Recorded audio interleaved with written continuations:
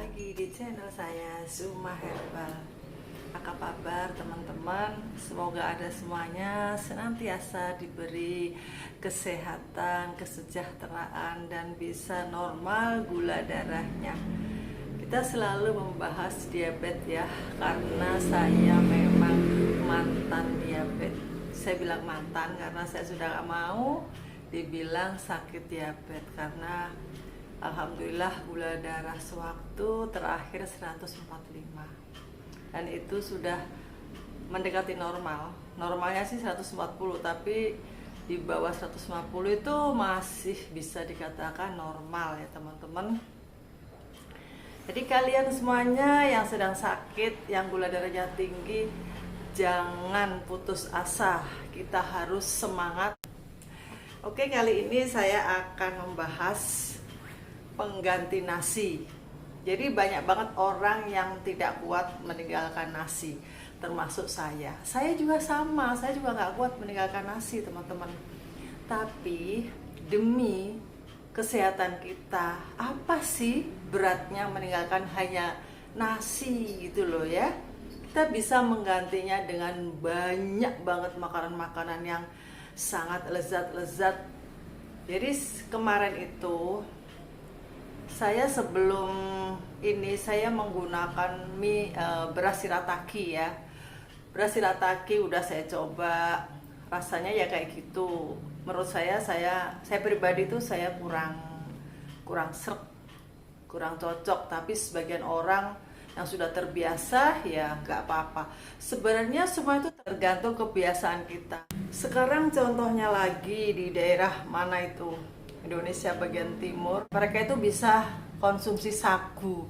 Sagu itu padahal dibubur, diencerin, kemudian bening gitu, hampir seperti shirataki, kemudian dikonsumsi dengan sayur, dengan ikan.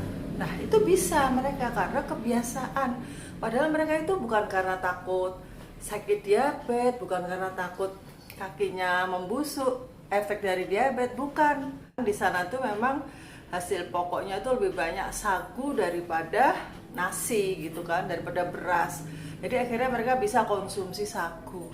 Nah sekarang kita itu sangat lebih penting lagi, yaitu kita tuh ingin sehat dari diabetes, terhindar dari lumpuh, terhindar dari buta. Karena diabetes itu bisa membuat penglihatan kita itu buta, bisa membuat kaki kita itu borokan, mati, sel-sel sarafnya kemudian akhirnya membusuk, kemudian bisa juga stroke. Dan kalau sudah diabetes dalam jangka panjang berpuluh-puluh tahun, nah itu organ-organ kita itu sudah, bukan kita ya, bukan saya ya, mereka yang tinggi gulanya itu ya, saya gak mau bilang kita, nanti diamini sama malaikat. Jadi orang-orang yang sudah bertahun-tahun sakit diabetes itu otomatis darahnya itu sudah kental. Terus bagaimana darah kental bisa menutrisi organ-organ yang membutuhkan makanan itu? Ya otomatis gak bisa gitu loh. Saya itu sering banget dicurhatin ibu-ibu, teman-teman pada bilang, badan saya bu, sininya sakit, sininya kenceng, kaki juga sakit. Saya tanya, kenapa bu? Kolesterol.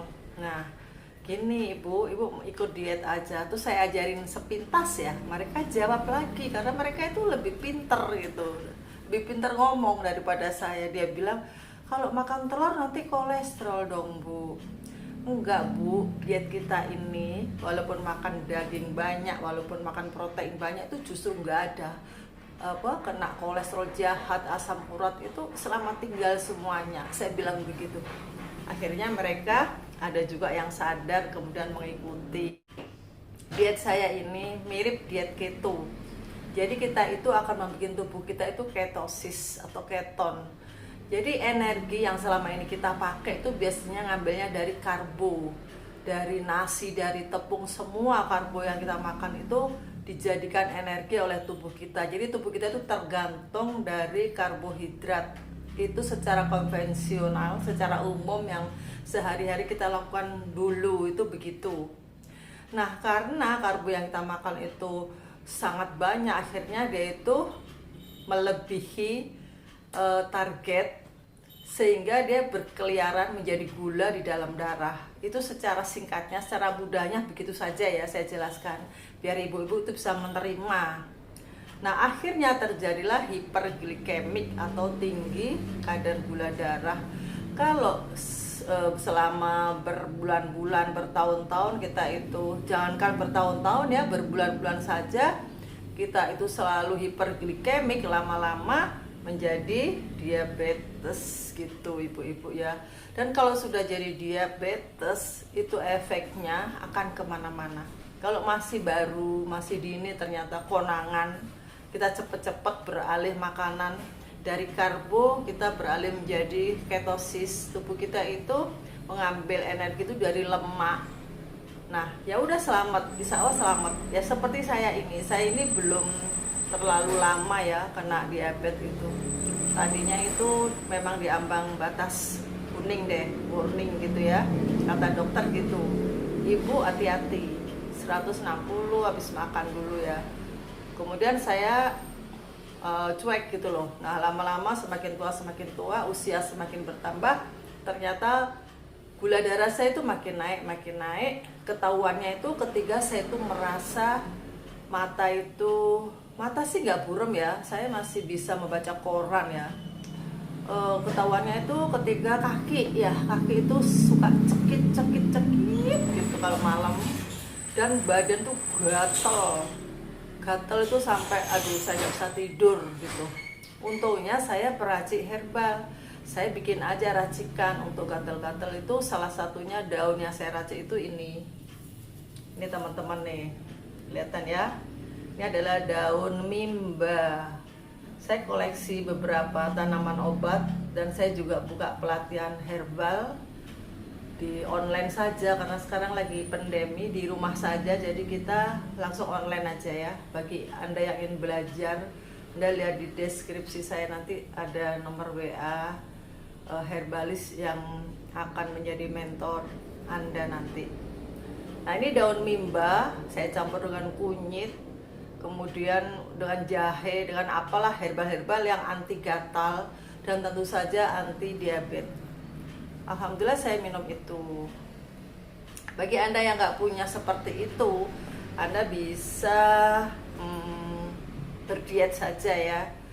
Jadi akhirnya saya teruskan ya cerita saya tadi. Tiba-tiba gula darah saya itu 270.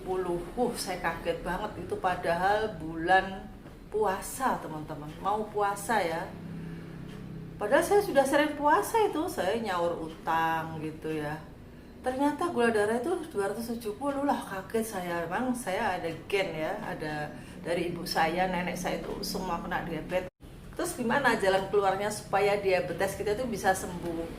Yaitu menurut pengalaman saya ya, saya itu waktu itu sudah putus asa, ke dokter bilang nggak ada obatnya. Terus bagaimana dok? Minum obat terus. Padahal ibu saya, nenek saya dari dulu minum obat terus, makin tua makin naik terus, naik sampai ibu saya itu lumpuh. Beliau udah nggak bisa jalan sampai akhir hayatnya. Nenek saya borokan juga. Mereka juga sudah minum obat kimia itu, sudah Libenlamid ya kalau nggak salah, sama suntik insulin juga ibu saya itu. Nah, makanya saya sebagai anak itu nggak mau, saya takut dengan suntik. Akhirnya supaya saya bisa sembuh dari diabetes, saya belajar. Nah, saya bikinlah diet SSD, sayuran segar dan daging, tapi berkiblatnya pada keto. Saya tetap membuat tubuh ini ketosis, tapi saya banyakin sayur mayurnya itu yang rendah karbo. Jika Anda ingin diet, Anda bisa tonton video saya yang dari dulu-dulu dan yang akan datang. Insya Allah saya akan selalu men-share video-video untuk diet SSD atau diet semi keto atau diet untuk pelangsingan, kanker, dan diabetes. Karena apa? Saya bilang pelangsingan dan kanker. Tujuan saya itu sebenarnya untuk penyembuhan diabetes, tapi ternyata dietnya orang kanker itu hampir sama dengan diabetes. Jadi kanker itu, kita bicara sedikit ya, berbelok ke kanker sebentar ya. Kanker itu makanannya, sel-sel kanker itu ternyata gula. Jadi itu makan gula. Kalau tubuh kita itu banyak glukosa, banyak karbohidrat, maka kanker itu akan bertumbuh subur dan dia tidak akan sembuh. Walaupun di kemo. Itu menurut pengalaman saya melihat teman-teman saya. Saya punya murid, saya punya saudara yang kanker, terus murid saya juga kanker, ya beliau sudah nggak ada. Nah, akhirnya setelah saya mempelajari, ternyata kanker juga harus pantang gula ya teman-teman ya. Dan terutama diabetes itu harus pantang karbo. Karbo itu banyak. Kalau Anda ketakutan, kalau orang nggak makan karbo bisa livernya rusak. Ya memang benar kalau nggak makan karbo. Kok tahu Anda kalau Anda nggak makan karbo? Padahal tubuh itu bisa membuat sendiri loh. Tubuh itu bisa membuat sendiri karbohidrat, bisa membuat gula sendiri. Jadi nggak usah takut kalau kita nggak makan nasi, nggak makan terigu, itu tubuh tetap bisa menciptakan sendiri karbo. Jadi kita nggak usah ketakutan. Dan pengganti nasi, pengganti terigu, pengganti bolu itu apa Bu? Saya tuh hobinya makan bolu, kata teman saya ya. Ada. Nah ini teman-teman, ini adalah kue tuh. Yang putih itu cake wijen, yang hitam coklat ini roti coklat isi coklat. Ini tanpa terigu, terbuat dari, yang cake ini terbuat dari tepungnya itu tepung sunflower atau biji bunga matahari, dan tepung keto. Tepung keto itu kita bisa beli di online ya, itu produksi dari orang-orang keto yang diet, dia itu bikin tepung keto ya. Ini saya campur supaya rasanya tuh nggak terlalu telur banget ya. Tepung keto itu kayak terbuat dari telur gitu.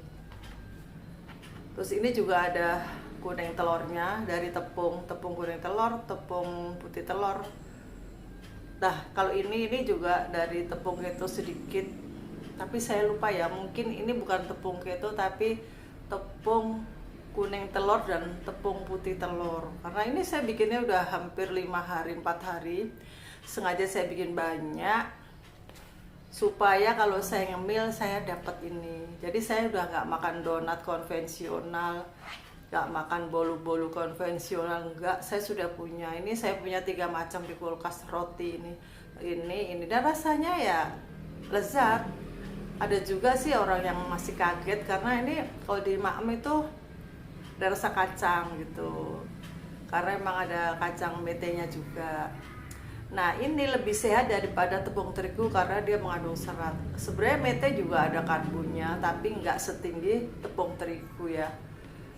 Kalian ingin tahu berapa tinggi karbohidrat dari tepung terigu yang kalian makan sehari-hari untuk Indomie dan untuk donat?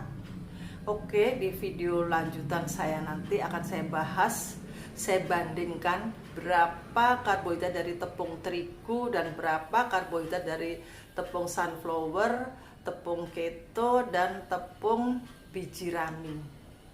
Nah teman-teman, sampai jumpa.